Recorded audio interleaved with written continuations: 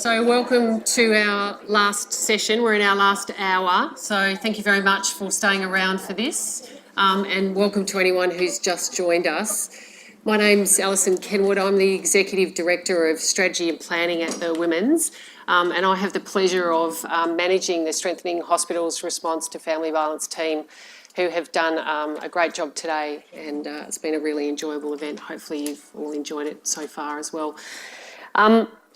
So this is the death spot of the session today, so hopefully we can keep you all awake, and Catherine's going to play some music, I think, some rocky music for you a bit later on. So we've had a really informative and interesting day today with some really excellent discussions. I think for me the most affecting is really the comments from Katie and Gurpreet.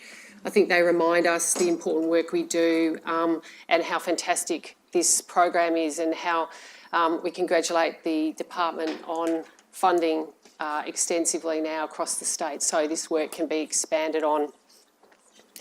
So you've already heard today about the value of the whole of hospital response, which of course includes workforce. So the rest of the session today is going to focus on our role as employees and how we can support our staff who potentially are victims and survivors of family violence themselves, or also encourage them around self-care, around the management of this issue, because even today, just the brief snapshots that we've heard, it's a very challenging and difficult issue to deal with. In addition to this, we'll also address an issue that hasn't been broadly discussed, which is the possibility that we as as employees might be employing people who are perpetrating violence as well. So our first session is going to be provided by Pia Cerveri, who is from the Victorian Trades Hall, and she's the Family Violence Project Organiser, and I just invite Pia to come up. Thanks, Pia. So is this right? Can everyone hear? No? Underneath. Oh, do I have to turn it on? Can you show me? Is that right? Better? Okay, great. Thank you. So this presentation will be very, I have to try and pack a lot into this presentation. Normally we would do a whole day's training based on this 60-page document called Understanding Family Violence as a Workplace Issue. So this is free and we can supply that to anybody who's interested. So if at the end you take my email address and contact me, I can easily send that to you and talk further about the work we do with supporting workplaces around this issue. Okay, so am I doing this right? Who can help me with tech? Oh no, there it is. Thank you. Sorry, I'm just going to stand here so I can read this information. There was the origin of the Family Violence Clause, which is and policy that was developed a number of years ago and has been put into many enterprise agreements and workplaces around Victoria and Australia, started in 2010, 2011, following discussions, and then this particular survey that revealed that there were numerous people in the workplace experiencing family violence. This survey was actually based on academics in the workplace. And as you can see from these statistics, there was lots of evidence that at least 30% of the subjects were experiencing family violence of all different degrees, including being followed to work by partners or ex-partners. Oh, am I going backwards? Sorry. Okay, sorry. So obviously some of the impacts for victim survivors in the workplace will be some of these ideas listed here: tiredness, being distracted, being unproductive, but also, as you can imagine, there is an impact on the colleagues in that workplace or the client group in that workplace if that's happening.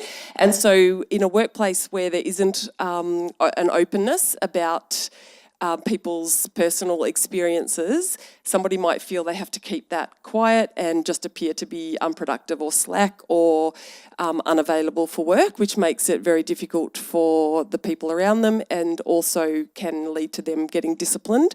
So we encourage workplaces to be very open and supportive. Oh, sorry, I'm going the wrong way.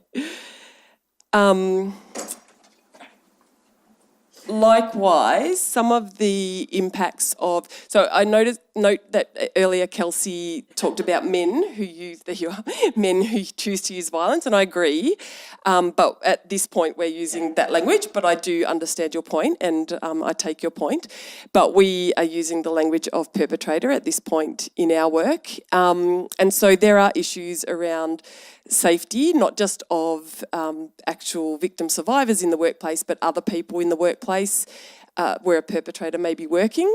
Their attitude might be, so we know that family violence is largely a gendered issue, so we have a concern that there will be attitudes towards other women expressed in workplaces, or where, say, a perpetrator is seeking to access a victim survivor, they may not be able to find that person, but in fact then target other people in the workplace. Often our admin staff are women. There's often going to be other people that they will potentially put in danger as a result of their behaviour. Also, there's the obvious concern of shared employment where two people work in the same workplace, and there are plenty of examples of this, and I believe the hospital system is one of them, but there are also other examples we've come across. The police force is another, teaching is another, where there seems to be quite a lot of couples who work together. So part of the challenge there is obviously making sure that the victim survivor is kept safe, but that perpetrators are also held to account for their behaviour, but that has to be done within an industrial legal framework. And so there are obviously legal issues surrounding the management of this. And sometimes those perpetrators will also be seeking time off from work because they may be arrested, they may have to go to court, they may have to go to a men's behaviour change program. So their behaviour also impacts their work, and often in similar ways in terms of their own distraction and poor productivity. So we always emphasise that the perpetrator is responsible for their behaviour, obviously, but in saying that, no workplace can force disclosure from victim survivors or perpetrators to disclose their behaviour unless there is an obvious risk to people in the workplace or something's happened in the workplace that's been witnessed by other people. And so a perpetrator is still entitled to natural justice and procedural fairness in that process. So when we talk about that, we're talking about making sure that the industrial legal framework is put in place so that that person is dealt with within that, because it actually keeps everybody safer rather than just having a reactive zero tolerance approach that actually won't stand up legally and can come back to make things more dangerous for other people in the workplace or the actual victim survivor. And another challenge to employers is to not collude, because we know that perpetrators can be very convincing and manipulative, and often we have found can often have positions of power, and maybe if they're working in the same workplace as their partner or wife, that they actually have more power than her in the actual workplace, and that can be really problematic as well. So some of the key concerns surrounding perpetrators in the workplace are obviously, as I've mentioned, perpetrators and victims working in the same workplace, also using work resources to perpetuate family violence, so that can be email, phones, cars, any other resources like that. Obviously, any computers, telephones, anything that the workplace has provided belongs to the workplace. So none of that should or could be used to perpetrate family violence, but it does get used in that way. So that is an area where workplaces are able to take action and intervene. Also, perpetrators' violence may conflict with their role in a workplace, and this is another question for workplaces to consider. So if you're a worker who is working, like, I don't know, in an outdoor area doing gardening, then the behaviour of yourself in your private life may not be or may not have such a direct impact on the work. However, if you're working with children, like if you're a teacher, or you're working in an environment, even like a hospital, where you come into contact with vulnerable people, and it's known that you have behaved in a violent way outside of your work role, that might be seen as a clash that a workplace can consider exploring the suitability of that person to remain in that role. the other area of contention that comes up quite a lot is perpetrators have tended to try and use family violence leave for themselves.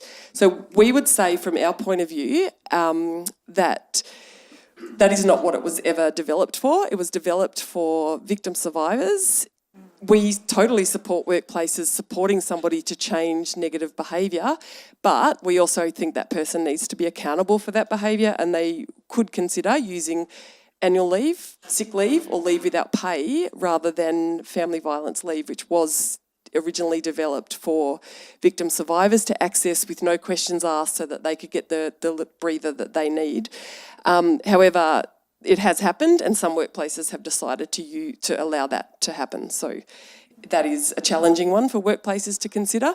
There are also arguments of what we call public good to consider, that in terms of dealing with perpetrators in the workplace, there are considerations to be given to maintaining somebody's employment. Employment can give somebody hope. It can give somebody a sense of a future. It can stop somebody having time in their day to ruminate or plan or conduct further family violence. A person might still be the main breadwinner for a family, even if they're perpetrating family violence. So we're not saying that that means somebody should not be dealt with effectively in that circumstance, just that can be considered when employers are thinking about how to manage perpetrators in the workplace. So we have, in that resource I showed you, we do have a list of questions, and these are just examples of some of them that employers can consider when they're looking at family violence in the workplace and what impact the known family violence is having on the workplace. So things like how it is known that they're a perpetrator, like was there an article in the paper that was seen, or was it just something that was heard about that somebody has told somebody who's told somebody who's disclosed that? Is there an IVO out that's actually made public? An intervention order that's been made public? Does the behaviour of the perpetrator, have they behaved in such a way that they're putting the organisation into disrepute? So there's lots of questions to consider that help to guide a decision around how to deal with family violence in the workplace. We have heard of examples where there were two people working in workplaces, and in fact the victim survivor has been asked to leave the workplace on the grounds that she can't be kept safe by the workplace. So we would disagree with that approach and say that's not fair on her, that actually the perpetrator needs to be held to account in that situation. And it doesn't mean they can't work there, but the workplace can put measures in place to ensure that both parties can work in the workplace safely. And I'm not saying that's easy to do, but it is possible to do that. So with EAPs, we also always recommend that there's an employee assistance program available to staff, and that obviously to us the best version would be one that knows how to deal with family violence and will avoid colluding and potentially increasing danger to victim survivors. So we would always recommend talking to any potential providers about their experience working with family violence and their ability to manage that situation. So that is my details. If you would like this resource, then I can send that out to you, no problem. In it, we also have things like a safety plan specifically designed, a template that's specifically designed for workplaces. We have examples of ways to handle situations in workplaces, and also look at things like family violence contact officers, the roles, position descriptions around those roles, how you support those people in the workplace to support their colleagues. And it's very comprehensive, so it's a real go-to, and it's the only one of its kind that we know of, so we would hope that you'd find it very useful.